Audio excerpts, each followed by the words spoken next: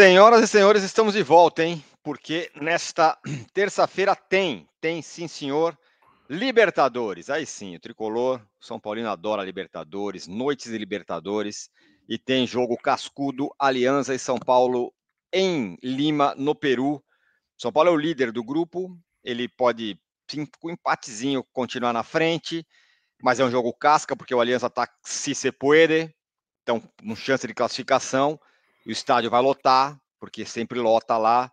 O Aliança já aprontou algumas, né? Empatou com o São Paulo no Morumbi, eliminou o Boca, tá aí na disputa pela vaga, ninguém imaginava isso, virou a surpresa do grupo, então temos o que dizer aqui, e lembrando que esse vídeo, tô aqui ao lado do Arnaldo, tem apoio da KTO. A KTO apoia o canal Arnaldo e Tironi, nós estamos na Liga do Milhão, hein?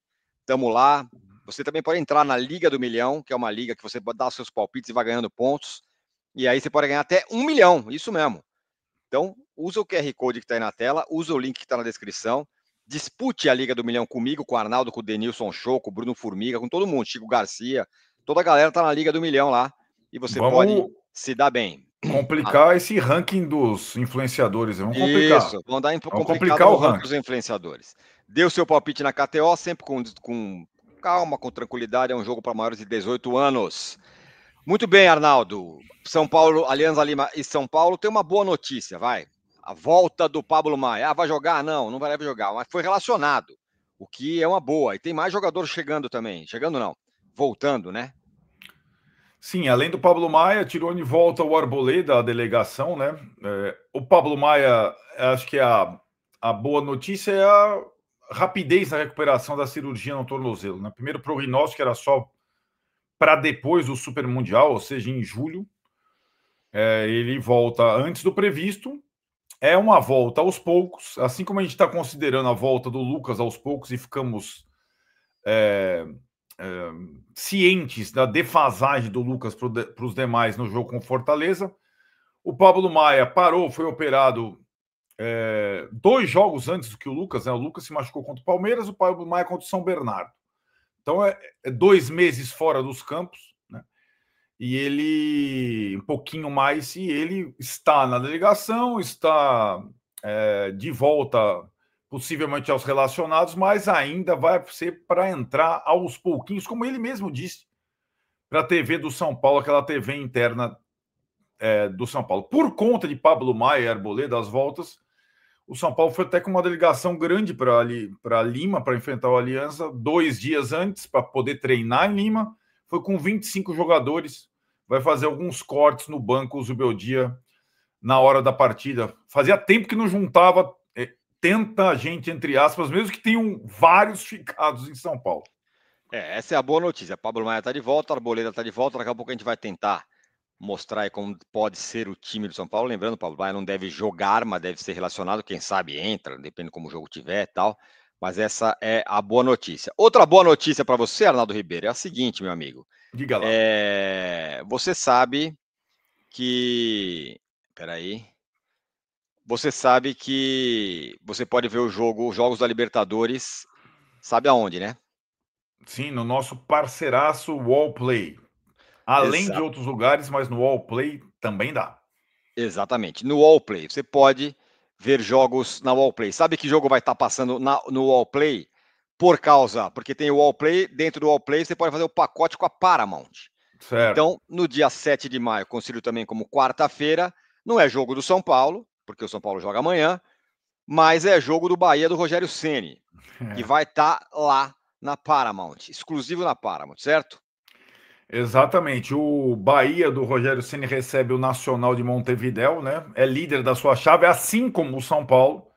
Faz seu último jogo em Salvador, depois vai fazer 2 visitas, então fundamental.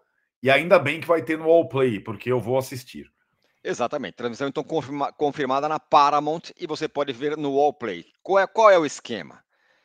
Você assina o Wallplay e você faz um pacotinho a mais com a Paramount. Você vai ter o Wallplay e Paramount. R$ 29,90 por mês. Tem vários jogos da Libertadores que você vai conseguir ver pela Paramount. Tem jogos exclusivos como esse do Bahia, por exemplo. Você vai poder ver ali por R$ 29,90 por mês. E mais, hein, Arnaldo? Se você fechar o plano anual, você recebe 12 vouchers de 40 por mês na ingresso.com. Ou seja, você vê a Libertadores, a Sul-Americana, detalhe, tem jogo da Sul-Americana também, em casa, e ainda dá para fazer aquela social no cinema com a patroa, aquela coisa linda, de graça praticamente. Entendeu? Sim, Aí, quando sua mulher entendi. fala, vai assinar outra coisa de futebol? Calma, que eu estou assinando, na verdade, um cineminha para você. É isso? Aqui em casa, com duas filhas, ainda é tudo assim, é tudo combo, né? Então é um Isso. combo com futebol, filme, série, ingresso, tá beleza. Ainda bem, né? Então o combo apetitoso aí, incluindo já esse jogo do Bahia contra o Nacional. Vou repetir, R$ 29,90 por mês e você recebe 12 vouchers de R$ 40 por mês na ingresso.com. Ou seja, é futebol, Sul-Americana e Libertadores e cineminha. Então, ó, dia 7 de maio, Bahia e Nacional ao vivo pelo Paramount+, lá no Allplay. Você assina e ainda ganha esses vouchers numa boa. Certo, Arnaldo? Certo, tem o link aqui pra galera, Tem o né? link na descrição, exatamente. Assina aqui o Allplay, tá aqui o link na descrição Isso. para você assinar o Allplay. Bom, Arnaldo, a gente tava falando, pô, São Paulo só empata, não ganha de ninguém, pô, empata todo mundo, empata com Fortaleza, empata com o Sport, empata com o Cruzeiro, empata com não sei o quê, empata. Vamos dizer que se alguém falar, te dou 2 empates amanhã e domingo contra o Palmeiras em Barueri sintético, eu quero. Pode me dar mais 2 empates que eu topo, não é? O Mais fácil, empatezinho hein? tá bom pro São Paulo ontem, não tá? Pra amanhã, não tá? Mais fácil. Na Libertadores, ainda mais, né? Porque a Libertadores daria ao São Paulo, além da manutenção da invencibilidade longa, tem gente que não gosta de invencibilidade, viu? Que corneta invencibilidade. Mas, além da invencibilidade longa, mantém o São Paulo provavelmente com o primeiro lugar da chave. Lembrando que o outro jogo da chave dessa semana é só na quinta-feira. O Tajeres recebe o Libertad na Argentina. O Tajeres está zerado. E não acredito que o Libertad vença tão facilmente assim na Argentina. Então, o empate acho que interessa o São Paulo, porque ele mantém, sobretudo, a distância para o Alianza. E aí depois vai fazer as duas últimas partidas em casa, né? Libertad e, por último, o Tajeres. Então, o empate na Libertadores cairia muito bem. E no Brasileiro, sendo o líder, o Palmeiras, em Barueri, no sintético, também, né? Nessa semana, eu tô com você. Fecho fácil com 2 empates, cara. Dito isso, dá para ter um cheiro do que vai para campo amanhã? Nessa terça-feira? Cara, eu acho, né, é curioso, né? Porque desses retornos, a possibilidade de jogar, e mesmo assim, para mim, não é uma possibilidade tão evidente assim, seria a do Arboleda, né? Que foi o titular que saiu por último, não teve exatamente uma lesão, é desgaste muscular, mas o Juan vem jogando muito bem, né? Os zagueiros vêm jogando bem, né? Essa é a questão. E como o Pablo não vai começar, o Lucas evidentemente não tem condição de 45 minutos, também não vai começar. Eu acho que a questão das dúvidas, a dúvida para a formação inicial, mais ou menos passa pelas dúvidas das partidas anteriores. São Paulo vai jogar com 2 pontas, ou vai jogar com a linha de 5, entrando Cédric, Ferrarese, etc., que era mais ou menos a formação dos jogos fora de casa, né, Tirão? Então, acho que talvez seja passe por aí a dúvida. Tem uma última possibilidade, que eu acho a mais remota, porque ainda não foi testada na prática nos jogos, só em treinos, que seria uma formação com 3 jogadores no meio-campo, aproveitando a boa fase do Marcos Antônio, que esteve suspenso contra o Fortaleza, e o bom momento do Bobadilha, que começa a jogar bem. Então, a possibilidade de ter um triângulo Alisson, Marcos Antônio e Bobadilha, já que o Alves tem oscilado, o menino, e o Luciano não tem jogado bem como meia. Isso é uma possibilidade, mas eu não tenho informação de que o Zubeldia testou isso tantas vezes para começar essa formação. Eu estou falando mais pela fase dos jogadores do que propriamente por uma modificação tática para essa partida. Pois é, tem o Lucas, que entrou ainda bem fora de forma no jogo contra o Fortaleza, que também está disponível, certo? Ele está disponível, mas não vai começar. Ele não tem condição de 45 minutos. Né? Eu acho até que... mas se você pensar que possivelmente ele também não vai jogar no sintético, né?